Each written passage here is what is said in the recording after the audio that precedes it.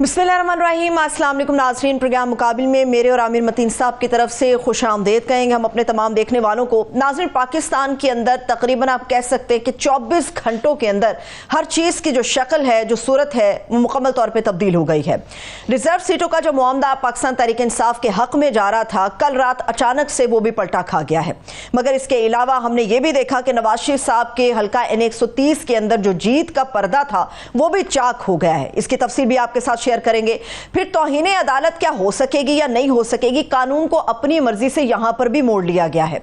आपको आज हम ये भी बताएंगे कि इलेक्शन के अंदर जो धांधली की वारदात होती है उसका तरीक़ेकार क्या होता है, माजी और हाल में किस तरह से किया जाता रहा और इसको किस तरह से खास तौर पर पकड़ा जा सकता है। दस्तावेजी शक्ल में हमारे पास निहायत अहम मालूमात हैं जो आप लोगों तक हम शेयर करेंगे। और आज के इस प्रोग्राम मुकाबिल में खास तौर पर मैं शुक्रिया अदा करूंगी, बैरिस्टर है माहिर कानून एतजाज एहसन साहब, वो भी हमें ज्वाइन कर चुके हैं। सर, बेहद शुक्रिया आपके कीमती वक्त के लिए। एतजाज साहब की इजाजत से आमिर साहब आपकी तरफ मैं पहले एक चीज लेकर आऊंगी। जिस तरह से 24 घंटे की मैंने बात की है, जंग तो सियासी थी आमिर साहब, लेकिन ऐसा लगता है कि पार्लियामेंट में मर्जी की कानून साजी के दाव पेच खेल के अब सामने वाले को शिकस्त देने का फैसला कर लिया गया। जी, ये तो इस पे बिल्कुल बात करेंगे, मगर पाकिस्तान की जो इस वक्त सियासत है वो सारी 8 फरवरी के इलेक्शन के इर्द गिर्द घूम रही है। जितनी भी कंट्रोवर्सीज हैं, वो जो ओरिजिनल सिन है वो 8 फरवरी के इलेक्शन की धांधली है। मगर ये इलेक्शन की पाकिस्तान की तारीख जो है वो बड़ी मकरूर रही हुई है और ये आराम से कह दिया जाता है कि जी देखें जी हर इलेक्शन ही हमारे ख़राब हुआ। बिल्कुल हुआ, मगर कुछ बहुत ज़्यादा ख़राब इलेक्शन हुए, कुछ दरमियाने ख़राब हुए, कुछ बहुत ही ज़्यादा ख़राब हुए। स्केल का फ़र्क है। और ये जो मौजूदा जो 2023 के जो इलेक्शन है, इससे ज़्यादा जो है मेरा नहीं ख्याल है। और मेरे पास यहाँ क्योंकि चौधरी एतजाज एहसन साहब मौजूद हैं, तो 50 साल से वो ये सियासत कर रहे हैं, बतादद इलेक्शन लड़े, लड़वाए, बेनज़ीर के दस्ते राज रहे, सारा कुछ देखा हुआ है। मगर उन्होंने, हम आज उनसे ये जानेंगे ख़ास तौर पे कि ये तरीक़ा वारदात क्या है। वो इसलिए भी कि चौधरी एतजाज वाहिद शख्स हैं जिन्होंने इसको डॉक्यूमेंट किया गया है। वारदात के तरीके की डिटेल में गए हुए हैं कि कैसे ये होता है। एक तो ओवरऑल कह देना होता है ना, और जी धांधली होगी, बाजी होगी, कैसे हुई, कैसे हुई, किसने की, उसके अंदर इलेक्शन कमीशन का अमला कैसे शामिल होता है, आरओज कैसे शामिल होते हैं, इंतजामी लोग कैसे शामिल होते हैं, किस जगह पे क्या गड़बड़ की जाती है। चौधरी एतजाज साहब वो जो कहते हैं ना चोर को घर तक पहुंचा के आना, तो उन्होंने ये किताब की फॉर्म में ये वाइट पेपर जो है 2013 में बुशरा बीबी, बुशरा एतजाज साहबा जो हैं उन्होंने इलेक्शन लड़ा था, उसकी दास्तान ये है। ये इसके अंदर जो है ना कुंडी है, इसके अंदर जो है ना वो कड़ी बताते हैं कि अगर इसको समझ लें तरीका वारदात को, तो ये अब आज के इलेक्शन के अंदर भी इस्तेमाल हो सकता है कि कैसे मामला कहाँ गड़बड़ हुई और ये कैसे सुलझेगी, ये मामला कैसे सुलझेगा, इसकी तफसीलन आज हम इसके ऊपर बात करेंगे। पर मैं चौधरी साहब की मौजूदगी का फ़ायदा उठाते हुए पहले जो बिल्कुल आज और कल की जो फौरी नौयत के 1-2 चीज़ें उन पर बात कर लूँ, फिर हम इस मुद्दे पे आते हैं। चौधरी साहब बहुत बहुत शुक्रिया पहले तो आपके वक्त देने का। मैं चौधरी साहब पहले इन चीज़ों पर बाद में बिल्कुल आते हैं, मगर मैं ये जब से 8 और 5 का फैसला मखसूस नशिस्तों का आया है, तो ये गवर्नमेंट जो है जब से ये बिल्कुल वास बख्ता हो चुकी हुई है और उन्होंने ये ओपनली एक तो डिक्लेयर करना शुरू कर दिया है कि जनाब हम अमल दरामद नहीं करेंगे।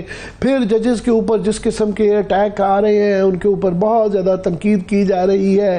फिर हर हरबा इस्तेमाल किया जा रहा है, सियासी भी और कानूनी भी। अभी लेटेस्ट जो किया है उन्होंने कि पहले तो वो पार्टी बैन करने जा रहे थे, अब उसको बता रहे हैं कि मौखर कर दिया है कि PTI को वो बैन नहीं करके, पता नहीं जो उनको नज़र आ रहा है कि शायद वो बाउंस बैक कर जाए और अदालत से ये पॉसिबल ना हो। मगर अब जो लेटेस्ट उन्होंने जो बिल पास होने जा रहा है वो उसके अंदर ये इलेक्शन जो कानून है उसका इलेक्शन एक्ट का 2024 का, उसमें तरमीम जो है सेक्शन 66 और 104 में, उसमें बुनियादी तौर पे 2 चीज़ें हैं। एक ये वो कह रहे हैं कि किसी जमात सियासी जमात से जानिब से वाबस्तगी का इकरारनामा तब्दील नहीं किया जा सकता, यानी कि पहले सुन्नी इत्तेहाद में अगर वो चले गए हैं तो अब दोबारा वो PTI में नहीं जा सकते। दूसरी तरमीम में कहा गया है कि जिस पार्टी ने मखसूस नशिस्तों की फहरिस्त ना दी हो उसे मखसूस नशिस्तें नहीं दी जा सकती। तो क्लियरली नज़र आता है कि ये टेलर मेड है, ये जो फैसला मखसूस नशिस्तों का सुप्रीम कोर्ट का आया है एग्जैक्टली उसको जो है न्यूट्रलाइज करने के लिए किया गया है, बिल्कुल पॉइंट बाय पॉइंट। सवाल मेरा ये है कि क्या इसका इफेक्ट अगर ये दुरुस्त मान भी लिया जाए कि कॉन्स्टिट्यूशनल है तो ये क्या रेट्रोस्पेक्टिव इसका इफेक्ट हो सकता है कि माजी का किया हुआ एक फैसला सुप्रीम कोर्ट का ये नया कानून बना के उसको तब्दील कर दिया जाए?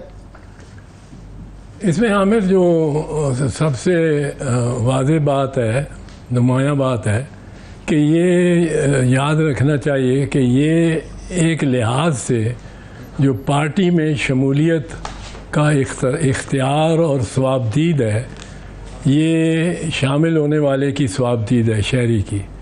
Any party, to join any party और टू फॉर्म एनी पार्टी, इसका मतलब है कि टू लीव एनी पार्टी और टू लीव और टू डिज़ोल्व एनी पार्टी, ये भी राइट इसमें शामिल है कि छोड़ भी सकते हैं अगर आप जा सकते हैं किसी पार्टी में।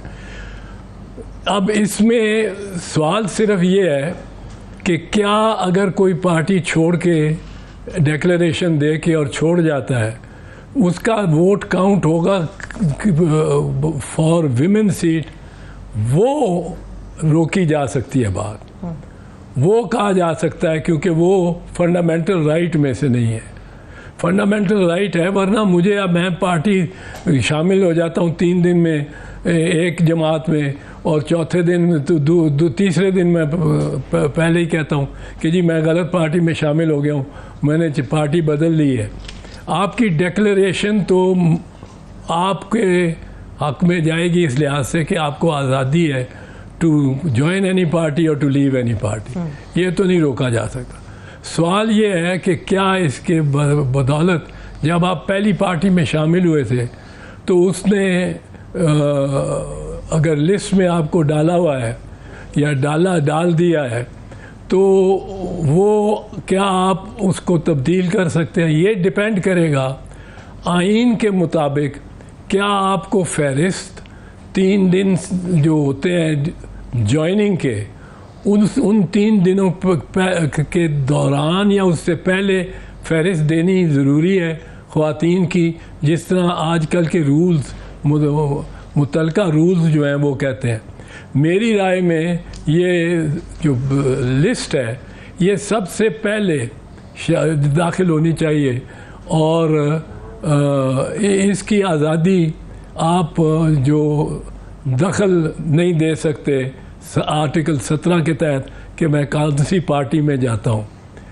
अगर लिस्ट पहले से दी गई है तो फिर मुझे उसी पार्टी को मैं शामिल किया जाऊंगा औरतों की नशिस्तों के लिए। अगर लिस्ट बाद में दी जाती है तो नशिस्तों जिस तरह पहले देने का यहाँ कानून और ज़ाब्ता है, लेकिन ये ज़ाब्ता भी आर्टिकल 17 के ख़िलाफ़ है, लेकिन अभी तक यही चल रहा है और यही रायजुल वक्त है कि लिस्ट पहले दे दी जाएगी ख़वातीन की और बाद में तीसरे दिन जाके काउंट किया जाएगा कि कितने कितने किसको मिलेंगे सीटें। इसमें एक तादाद है जो कि मेरा ख्याल है किसी ने पिटिशन कर दी तो वो उसको सुप्रीम कोर्ट ही को उसकी तशरीह करनी पड़ेगी।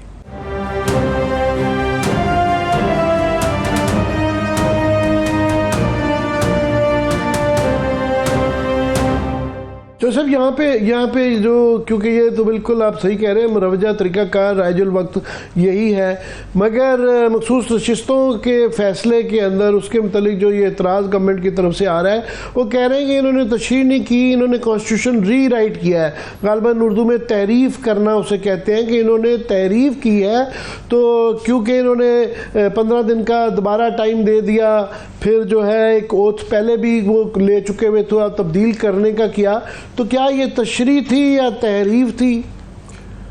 सुप्रीम कोर्ट तशरीह करता है, अगर तहरीफ करे तो वो भी तशरीह मानी जाती है क्योंकि सुप्रीम कोर्ट इंटरप्रिटेशन या तशरीह का हतमी लेवल है, सतह है, और उसको अगर आपने ये भी समझ रहे हैं, ये इस बात को जो पार्लियामेंट है पाकिस्तान की, वो इस वक्त उसको इदराक है कि सुप्रीम कोर्ट ही फाइनल वर्ड है, और इसी वो सियासी एतबार से ज़रूर कहते हैं कि ये तहरीफ है या ये री राइटिंग दी कॉन्स्टिट्यूशन है। लेकिन जब वो उनके कानून को जो तरमीम वो लाना चाह रहे हैं, उसमें हम पढ़ते हैं कि notwithstanding any judgement of any of the supreme court और एनी हाई कोर्ट, इसका मतलब है कि ये उस सो कॉल्ड मुबैना तहरीफ को ख़त्म कर रहे हैं। उसको मान रहे हैं कि वो कानून है, लेकिन उसको ख़त्म करने के लिए ये कानून, नया कानून जो तरमीम है, ये लानी ज़रूरी है, वरना तो वो तहरीफ को इग्नोर कर सकते हैं। पर ज़रूरी अगर है ये, और जो कि है, तो फिर एक और मसला आएगा पार्लियामेंट के रास्ते में कि पार्लियामेंट क्या सुप्रीम कोर्ट के फ़ैसले को बग़ैर आइनी तरमीम के सेट असाइड कर सकती है, जब आइन कहता है कि सुप्रीम कोर्ट का फ़ैसला so far as it decides the question of law will be final and applicable on everyone. So ये आप कह रहे हैं कि कानून के ज़रिए ये अगर करना होगा तो आईनी तरमीम लानी होगी। दूसरा, इसका रेट्रोस्पेक्टिव फैक्ट जो है, उसको जो फैसला आ चुका है उसको ये किसी उससे ये इन्फ्लुएंस नहीं करता। ये जब तक ये आईनी तरमीम ना हो और आइन में तरमीम 2/3 अक्सरियत से हो, फिर वो सुप्रीम कोर्ट की जजमेंट को, और आप देखते हैं कि जितनी आइनी तरामीम होती हैं, आइनी तरामीम में अक्सर ये कहा जाता है notwithstanding any judgement by the supreme court और द हाई कोर्ट। ये हाई कोर्ट सूबाई लॉ के बारे में कर सकता है, और सुप्रीम कोर्ट के लॉ को, यानी आई एम सॉरी, मतलब है जो प्रोविंशियल पार्लियामेंट है वो सूबाई लॉ को सेट असाइड कर सकती है या रिवर्स कर सकती है, और पार्लियामेंट कर सकती है सुप्रीम कोर्ट की जजमेंट को, लेकिन through a majority of 2/3 each house. ये आपने बीच में हल्का सा जिक्र कर दिया हाई कोर्ट की पावर का, तो सब ये भी कंट्रोवर्सी चल रही है कि एक हाई कोर्ट की जो है जुरिस्डिक्शन जो है उसी सूबे तक होगी, लाहौर हाई कोर्ट की सिर्फ पंजाब तक होगी, या दूसरे हाई कोर्ट्स तक भी हो सकती है। ये फाइज़ साहब की अभी हाल ही में कुछ ऑब्जर्वेशन आई है जिसकी वजह से ये बहस छिड़ गई। नहीं, ये हर सूबे में वो सारे पाकिस्तान, ऑल पाकिस्तान लेवल पे जजमेंट्स होती हैं हाई कोर्ट्स की, एप्लीकेबल एंड वैलिड, लेकिन अक्सर औकात और ज़्यादातर जब तक सिंध हाई कोर्ट उसको, उस व्यू को अपना ना ले, वो उससे गुरेज किया जा सकता है। सिंध हाई कोर्ट क्यों? अगर पंजाब के व्यू को, और अक्सर डिसएग्रीमेंट भी हो जाती है, डिसएग्रीमेंट हो तो फिर वो सुप्रीम कोर्ट में जाता है। एक बहुत मारूफ केस 60s का है जो जमात इस्लामी को बैन किया गया था जब अयूब खान के वक्त। ईस्ट पाकिस्तान ने उस बैन को उड़ा दिया था, ईस्ट पाकिस्तान हाई कोर्ट ने, और वेस्ट पाकिस्तान हाई कोर्ट ने उसको कायम रखा था, और फिर सुप्रीम कोर्ट ने उसको ख़त्म कर दिया। तो आप ये कह रहे हैं कि उसको वैल्यू दी जाती है एक हाई कोर्ट को दूसरे सूबे के अंदर भी, अनटिल कि उसको रद्द कर दिया जाए। जी जी, वैल्यू दी जाती है उसकी, उसको लॉ, एप्लीकेबल लॉ समझा जाता है, पर अगर उसके अपने हाई कोर्ट का, उस सूबे के हाई कोर्ट का अपना फैसला उसके मुखालिफ आ जाए तो फिर वो एप्लीकेबल नहीं होता इन दी सेकेंड हाई कोर्ट। चलो साहब, मैं दूसरा एक और जो है, मैं घूम फिर के ये आज का टॉपिक जो है ना मेरा, ये कि जो ताले की कुंजी है ना इसके अंदर है, और ये 75 साल से पाकिस्तान का इलेक्शन का मसला, इस पे आना है। मैं क्विकली मैं चाहूँगा कि ये एक और बिल पेश किया जा रहा है कि जी कंटेम्प्ट ऑफ कोर्ट को जो कानून है उसको रिपील करने का, ये इसके मतलब क्या कहेंगे? इसमें आमिर मैं 2-3 बातें करना चाहूँगा। आपने पूछा है तो पहली बात तो यह मुख्तसरन कि ये टसल दुनिया में बहुत जगह चली है, पार्लियामेंट और लॉ और लॉ कोर्ट्स के दरमियान, on the power of contempt and the power of privilege. Privilege high court या कोर्ट्स क्लेम करते हैं कि हमारा एक ख़ास समय ये हमारा दर्जा है और उसके हमारे ये प्रिविलेजेस हैं, मराहत हैं जो कि लीगली होते हैं, फ्रीडम ऑफ स्पीच वगैरह, पार्लियामेंट में कोई मुदाखलत नहीं कर सकता।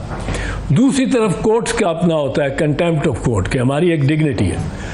पहली बात तो ये कहूँ कि बड़ी अफसोस की बात है पाकिस्तान की जुडिशरी के बारे में, मैं ये कहूँगा और बरमला कहूँगा कि हमने कंटेम्प्ट ऑफ कोर्ट को एक मजाक बनाया हुआ है, एक हथियार ही बनाया हुआ है। और स्वाबदीदी तौर पे आप देखें कि तलाल चौधरी, मैं उसका कोई फ़ैन नहीं हूँ, पर मैं समझता हूँ उसके साथ अगर तलाल चौधरी या अपना दानियाल अजीज़, इनको तो सज़ा हो जाती है, कर देते हैं, और जब फैसल वाडा पेश होता है वाडा तो फिर वो माफ़ी मांगता है। वो भी उन्होंने भी इस तरह जान छुड़ाने की कोशिश की थी, पर उन्होंने ट्रायल किया।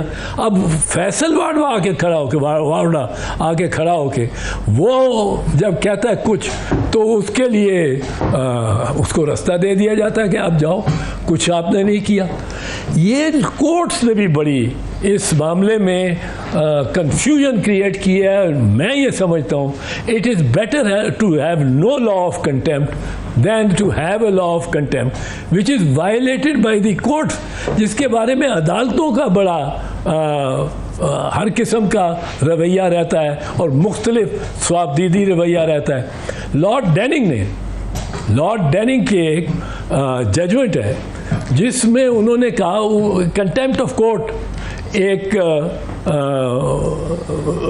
शख्स पे लगी और उसने वाकई बड़ा तज़हीक की थी हाई कोर्ट ऑफ इंग्लैंड की।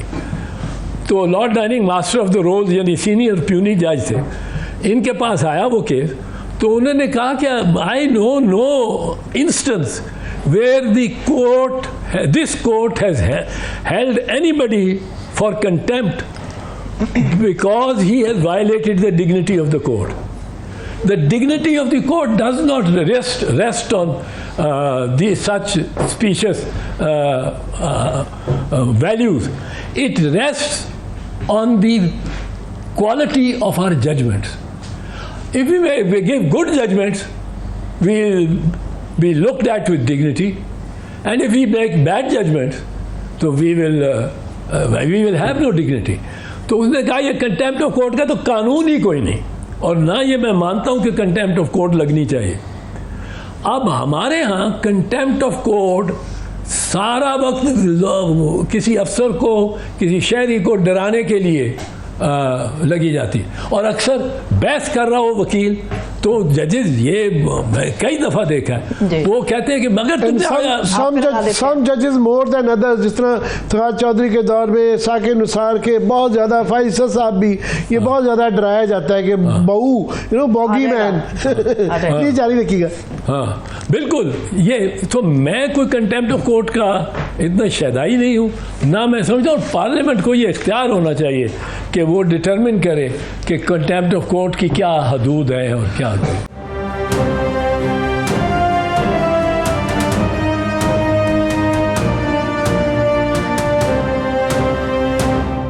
सर, इसी में से मैं आपसे रहनुमाई लेना चाहूँगी। ये जो हम तौहीन अदालत के कानून की बात कर रहे हैं, अभी इससे पहले मखसूस नशिस्तों की बात आमिर साहब ने भी आपके सामने रखी। सर मुझे ये बताइएगा, ये तो अदालत का एक बड़ा मामला है, अदालत ने हुक्म दिया है कि मखसूस नशिस्तें हैं, ये PTI का राइट है, PTI को मिलनी चाहिए। रात गए इसके ऊपर बिल आता है, कायमा कमेटी, और हम देख रहे हैं कि वो ओवरऑल पास होता जा रहा है। ये तो फिर तौहीन अदालत के जुमरे में आता है अगर आप अदालत की बात नहीं मानते। लेकिन हुकूमत तो यहाँ पर तौहीन अदालत के कानून को ख़त्म करने की भी तैयारियां कर रही है, तो इसमें फिर क्या आप रहनुमाई करेंगे? क्या हो सकता है इसमें? तौहीन अदालत भी ख़त्म कर रहे हैं और अदालत का फैसला भी ख़त्म कर रहे हैं, ये तो फिर जंगल का कानून नहीं हो जाता? ये सरवत तुमने बहुत अच्छी बात की है और ये बेसिक है, इसमें मैं एकदम पीछे हटता हूँ। जो मैंने बात की है, आपने याद दिला दिया कि there is the fault in my argument. हाँ, एक जगह कंटेम्प्ट लगनी चाहिए और वो होती है जब के किसी अदालती हुक्म की खिलाफ वर्जी की जा रही हो। अदालत कहती है ये घर अलिफ का है, ये अलिफ को दे दो, बे उसको दाखिल नहीं होने देता। तो ये 90 दिन का इलेक्शन करवाओ, वो कहते हैं हम नहीं करवाते, हमने जो करना है कर लें। वहाँ वो 14 मई 2002 अदालत ने फिक्स किया था, अदालत ने और हुक्म दिया था कि आप इलेक्शन कराओ, और वो 90 दिन के से कुछ 5-7 दिन एक्स्ट्रा होते हैं, वो भी है बिकॉज ऑफ राजा सुल्तान सिकंदर, वो एक्स्ट्रा हो रहे थे।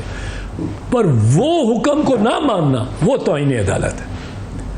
अदालत की डिग्निटी को, अदालत के को यूँ कहिए कि अगर कोई अदालत की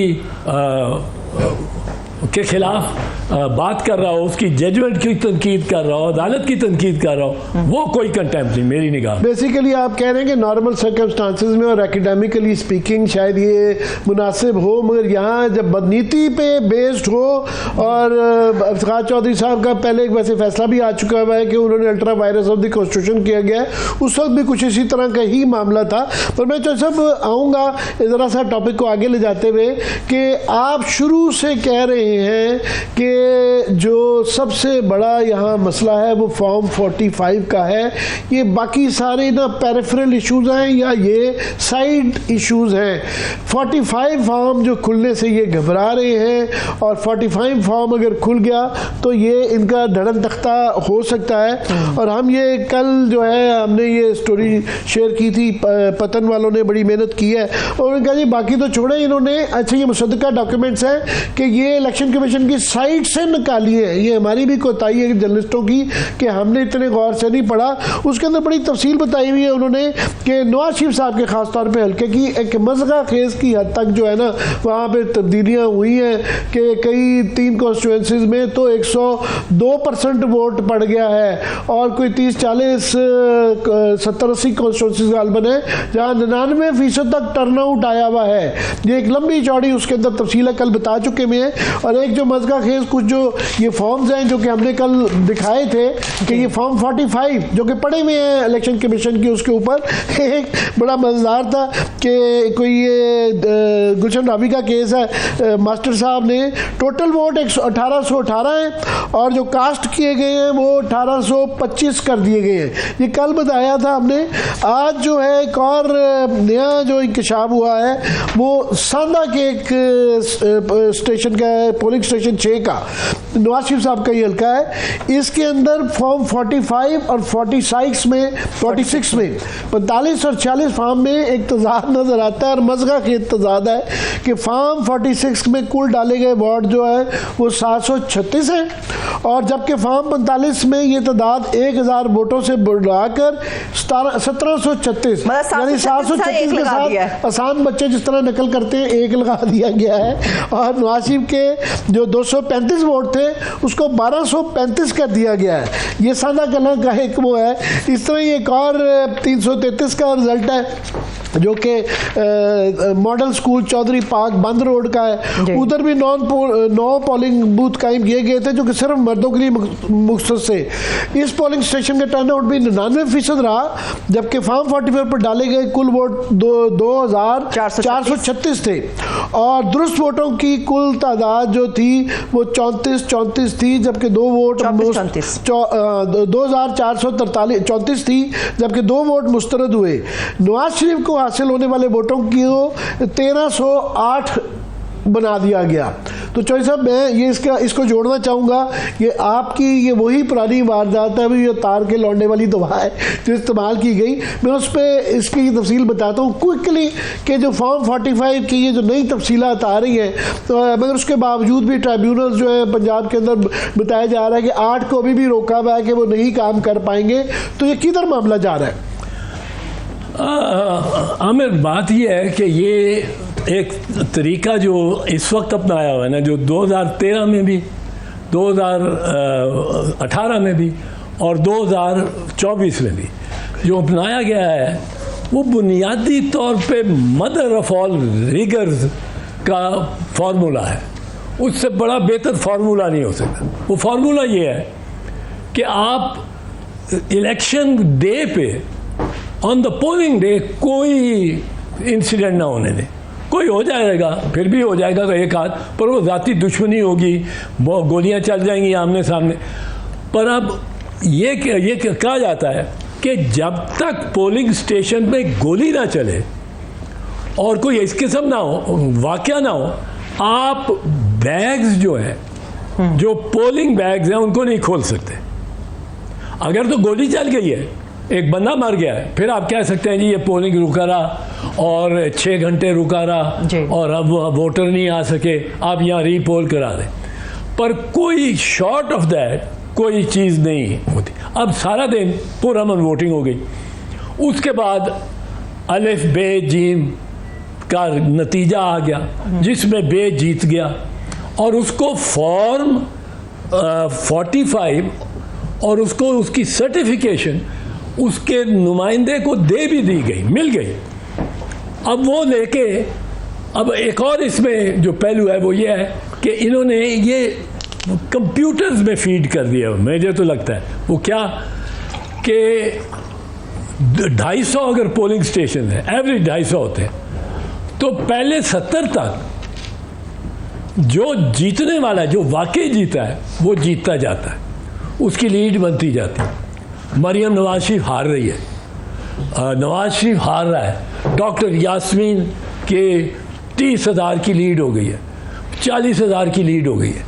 अब लोग जब 40,000 की लीड हो जाती है तो भाई भी कहते हैं उसके कि मैं जा रहा हूँ सोन, आप सुबह तक तुम जीते होगे। जिस तरह मियाँ साहब वहाँ पे दिखाया गया, बताया गया कि वो दफ्तर बंद करके इलेक्शन की रात को सोने के लिए चले गए थे। हाँ, अब वो है इनको पहला सेक्शन ऑफ दिस तरीका वारदात। अब उसमें वो जब 70-80 पोलिंग स्टेशन हो जाते हैं और मेरी लीड हो जाती है उसमें, फ़र्ज़ कीजिए 30-40 हज़ार की, मैं भी सोने चला जाता हूँ, मैं कैट नैप ले लूँ, फिर मैं आता हूँ, देखता हूँ बात। अब उसके बाद रोक देते हैं, उसके बाद कुछ टाइम चाहिए इनको, जितनी फॉर्म 45 आ चुकी है उनमें कुछ चेंजेस करने का। उसके बाद फिर कोई 6 घंटे बाद वो फिर शुरू हो जाता है सिलसिला।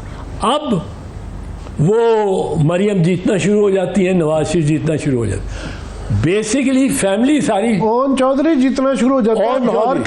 लाहौर का सबसे पॉपुलर लीडर जिसने सबसे ज्यादा वोट लिए, सबसे ज्यादा मार्जिन लिया है, वो ओन चौधरी साहब है। चौधरी साहब कमाल की बात। हाँ बिल्कुल, ओन चौधरी जीतना शुरू हो जाता है, अताउल्लाह तारर जीतना शुरू हो जाता है, जो मैं समझता हूँ कि किसी और से जीत सकता होगा।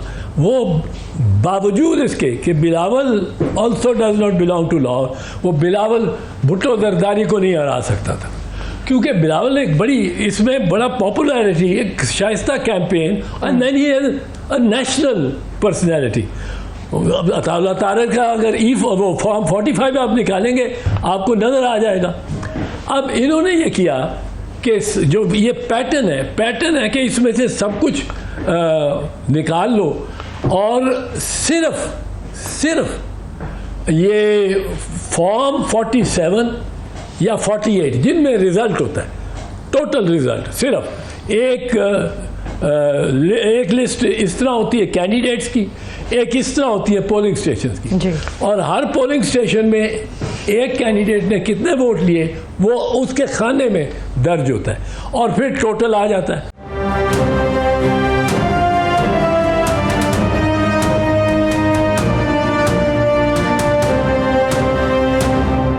ब्रेक के बाद एक मरतबा फिर से तमाम देखने वालों को हम खुशामदीद कहेंगे। इस वक्त सेक्शन 100 की आमिर साहब बात हो रही थी, आपकी इजाजत से एतजाज साहब की तरफ जाऊंगी। सर, आप सेक्शन 100 की तफसील की और तशरीह की तरफ बढ़ रहे थे।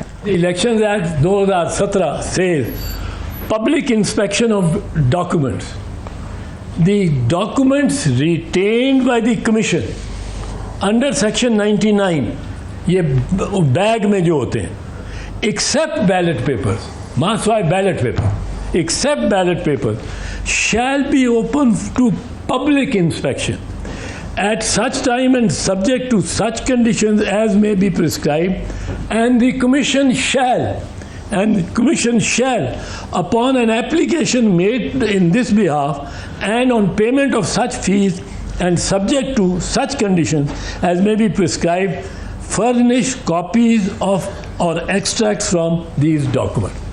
तो पाबंद है शैल इसकी कॉपीज देने की कोई भी, और इसमें देखें ये नहीं पब्लिक इंस्पेक्शन है, ये नहीं है कि अगर नवाज शरीफ की किसी ने फॉर्म 45 लेनी है तो वो उसके हल्के का वोटर ही हो।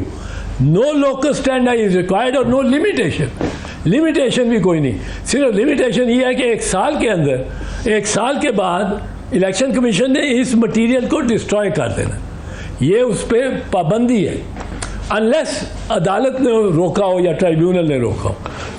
अब इसमें बड़ी आसान है, ये फॉर्म 45 सेक्शन 100 के तहत हर किसी की मांगनी चाहिए।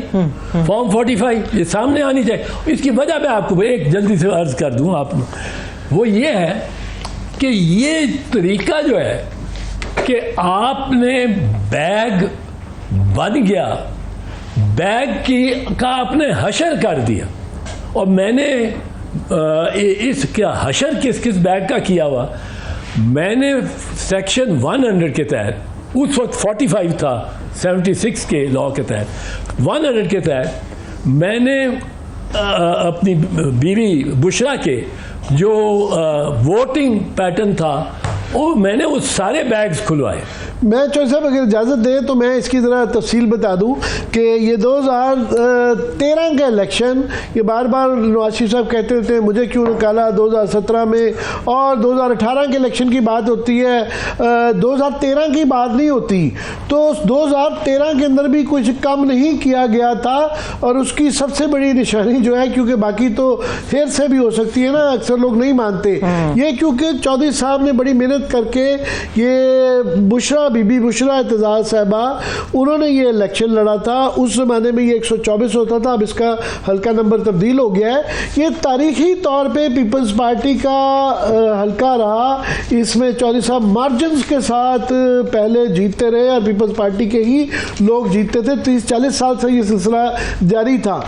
यहाँ पे जब इलेक्शन हुआ 2013 का, तो बुशरा बीबी को 6,990 इलेक्शन मिले, वोट मिले, और रोहेल असगर साहब को 1,19,312 वोट मिले, जिस पे चौधरी साहब को जाहिर है हम सब को भी और तमाम लोग जानते कि चलो हारा जा सकता है, मगर ये जो मार्जिन था कि 6,000 और 1,19,000 का बहुत ज़्यादा मार्जिन था।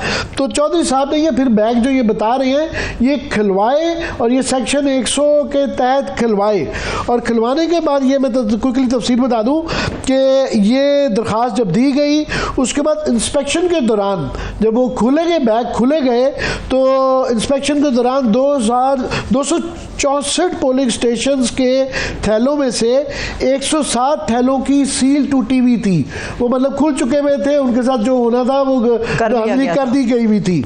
बाकी बचने वाले पोलिंग बैग्स में 38 थैलों पर किसी किस्म की सील सील का कोई निशान मौजूद ही नहीं था, सील ही नहीं थी। कुछ के टेम्पर हुई भी थी, कुछ की सील ही नहीं थी। बुशरा बीबी के वकील ने 145 पोलिंग बैग्स में होने वाली छेड़छाड़ की निशानदेही की और उनका मुआयना करने से इनकार कर दिया। ये अगर प्रोड्यूसर साहब ये डॉक्यूमेंट भी साथ में दिखा सके मुझे ऊपर ये दिखा के, ये बड़ी ज़रूरी है क्योंकि वाइट पेपर का ये हिस्सा है कि उन्होंने कहा जनाब इसके ऊपर क्या हम करें।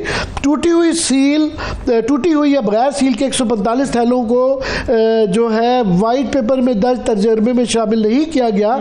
बाकी 119 थैलों में से 82 थैलों के अंदर मौजूद शवाहिद को तब्दील करने की निशानदेही हुई। अच्छा, इन 32 थैलों में पोलिंग रिकॉर्ड की बजाय कूड़ा करकट, गैर मुतलका मवाद यानी अखबार के तराशे और कागज़ डाल के उसको भर दिया गया था। उसके अंदर जो है वोट नहीं थे, बाकी सब कुछ मौजूद था। पोलिंग थैले में कूड़े करकट की मौजूदगी का इतराफ़ जो कामयाब उम्मीदवार हैं उन्होंने भी जो है ना, उनके वकील ने भी तहरीरी तौर पे साइन किया हुआ, ये नज़र आ रहा है यहाँ पे। उन्होंने लिखा है जी हाँ हम मानते हैं कि इसके अंदर से कूड़ा करकट निकला है। उसके बावजूद जो है पोलिंग स्टेशनों के वोटों को मुकम्मल नतीजे में शामिल किया गया। वो उसके अंदर कूड़ा करकट है मगर वोट डाले गए हुए जिसमें दिखाया गया कि रोहिल असगर साहब जो है इसी मार्जिन से 6000 और 119 की तनासुब से वोट दिखाए गए हैं जहाँ के कूड़ा करकट निकला है। सो पोलिंग स्टेशन नंबर 84 के नतीजे के मुताबिक फॉर एग्जाम्पल रोहिल असगर साहब को 498, वलीद इकबाल यहाँ से पीटीआई के कैंडिडेट थे उनको 134 और बुशरा एतजाज को सिर्फ 49 वोट मिले। पोलिंग स्टेशन 921 में भी इस तरह ही रोहिल असगर को 687, वलीद इकबाल को 275 और उसी तरह से बुशरा बीबी को 18 वोट मिले। तो ये मैं बता रहा हूँ कि एक मिसाल है जो कि वारदात ये रिपीट हो रही है। तो ऐसा प्लीज अगर मुझसे कुछ कमी बेशी रहेगी है तो correct me if I am wrong. नहीं ठीक है। ये दो जो आपने पोलिंग स्टेशन नाम लिए ये उन 32 पोलिंग स्टेशन में थे जिनमें रद्दी भरी हुई थी। ये 84 और 221 और कोई इलेक्शन मटेरियल नहीं था। अब ये अगर मैं मूव ना करता तो ये तो मंजर आम पे ही नहीं आना था ये मामला। अब मुझे सिर्फ ये था कि हमने जब ये सारा निकाल लिया मलबा तो अब हमें था कि हम इस पे और हर कमी का सर्टिफिकेट दिया इलेक्शन कमीशन के हुक्म पर, नासिरुल मुल्क साहब के हुक्म पर, हर उस सर्टिफिकेट का कि ये नहीं ये कमी है या ये ख़राबी है इसमें, और वो सर्टिफिकेट मेरे पास मौजूद है ओरिजिनल। मैंने ये सोचा कि पहले के पिटीशन करूं, फिर हमने कहा कि पिटीशन करके हमें क्या मिलेगा। अब आप हमें ये खुद जानते हो। मैंने कहा और मेरे दोस्तों ने कहा, रिश्तेदारों ने कहा तू एक करा लेगा बाई इलेक्शन लाहौर में। निगरान हुकूमत में ये दरमियान वाले में हो गया तो उनकी जब अपनी गवर्नमेंट नवाज शरीफ साहब प्राइम मिनिस्टर बन गए और शहबाज शरीफ साहब चीफ मिनिस्टर बन गए तो फिर क्या होना था। हाँ, तो मैंने कहा मैं इस पे और लड़ना मुझे ही पड़ना था। अब मैं तो नहीं पीछे हट सकता था कि जी ये सीट खाली हो तो मैं ना लड़ूं। तो हमने मसलियत की इसमें कि इसमें हमने लड़ना नहीं है। पर फिर मैंने ये सोचा कि ये इस तरह भी नहीं जाना चाहिए कि रिकॉर्ड पे ना आए। मैंने ये किताब इस पे लिखी जिसमें सारी डॉक्यूमेंटेशन, सारे ओरिजिनल सर्टिफिकेट जिस पे इलेक्शन कमिश्नर पंजाब और रिटर्निंग अफसर ने जिन्होंने एक एक बैग खोल के दिखाया और जिनको हुक्म दिया गया था कि ये अब वो करेंगे उनकी भी मोहरें थी। अब उसको मैंने एक किताब की सूरत में पेश कर दिया। अब उस किताब पे मैंने प्रेस कॉन्फ्रेंस की। मुझे तो बिल्कुल हम पुराने लोग हैं तो याद है सारी, मगर यहाँ पे भूल गए लोग और मुझे समझ नहीं आती। आप कई दफ़ा इसका तस्करा कर चुके हुए हैं कि पीटीआई वाले एक ये प्रेसिडेंट मौजूद है, इसकी रोशनी में सेक्शन 100 के तहत ये क्यों नहीं जाते ये ट्राइब्यूनल्स में। ये जाना चाहिए, इनको जाना चाहिए। नहीं मगर अभी तो वहाँ पे पंजाब के अंदर तो सबसे ज़्यादा कॉन्स्टिट्यूंसीज हैं, वहाँ एक ये भी इशू आया हुआ है कि 10 में से गलबन 2-3 में बड़ा स्लो डाउन हुआ हुआ है। 2008 में पहले रिटायर्ड जज वहाँ लगवाने की कोशिश की गई, फिर वहाँ लाहौर हाई कोर्ट ने कहा जी नहीं यही वाले लगेंगे, फिर उन्होंने कहा जी नहीं वो मीनिंगफुल कंसल्टेशन नहीं चीफ जस्टिस साहबा करेंगी, उन्होंने भी कहा जनाब ये फैसला ठीक है। अभी भी जो आखिरी इतलाएँ आई थी उनको सुप्रीम कोर्ट की तरफ से फायद ईसा साहब की तरफ से गालबन ये हमारी ये इतलाएँ हैं कि रोक दिया गया है कि फ़िलहाल अभी आप ठहर जाइए, 180 दिनों में ये फैसला होना होता है और ये 4-5 माह तो गुजर गए हैं। तो जिस तरह आप कह रहे हैं कि साल के बाद ये डॉक्यूमेंट भी ज़ाया हो जाएंगे और ये दिन भी ज़ाया हो जाएंगे, तो फिर कुछ वो जो कहते हैं होना कुछ भी नहीं है। नहीं, साल के बाद तो इस पे वाजिब है इलेक्शन कमीशन पे कि ये डिस्ट्रॉय कर दे इन डॉक्यूमेंट्स को, अनलेस ये रोका जाए। सेक्शन 99 का सब सेक्शन 7 कहता है the commission shall retain the document contained in the packets deposited under sub section 4 for a period of 1 year from the date of the deposit, जिस दिन ये वो उस तक पहुँचे, and shall thereafter subject to any order of the tribunal or other court cause them to be destroyed. Thank you so much. Ittezaz Ehsan Sahab मौजूद थे। Sir आपके कीमती वक्त के लिए शुक्रिया। आमिर साहब थैंक यू सो मच। मुझे इजाज़त दीजिए, अपना ख्याल रखिए। खुदा हाफिज़।